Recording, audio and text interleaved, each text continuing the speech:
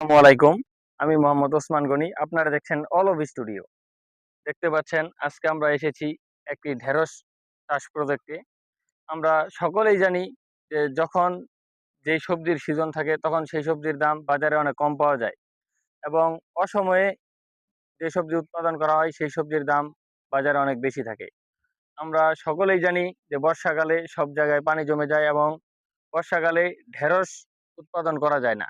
ঢেঁড়স গাছ পানি জমলে মারা যায়। আমরা এখানে কৃষকের একটি ব্যতিক্রম চিন্তা ভাবনা লক্ষ্য করতেছি যে এখানে তিনি বর্ষা মৌসুমে ঢেঁড়স চাষ করেছেন এবং এই ঢেঁড়স যদি অসময়ে তিনি বাজারে বিক্রি করতে পারেন, বিপুল পরিমাণ অর্থ তিনি আয় করতে পারবেন এবং অনেক বেশি লাভবান হবেন। কেননা এখন বাজারে যত্রতত্র ঢেঁড়স পাওয়া যায় না এবং এর থেকে যখন আরো ১ মাস পরে এই ঢেঁড়সটি তিনি বাজারে তুলবেন, তখন ঢেঁড়সের দাম এর চেয়ে অনেক বেশি থাকবে এবং তিনি অনেক বেশি লাভবান হবেন।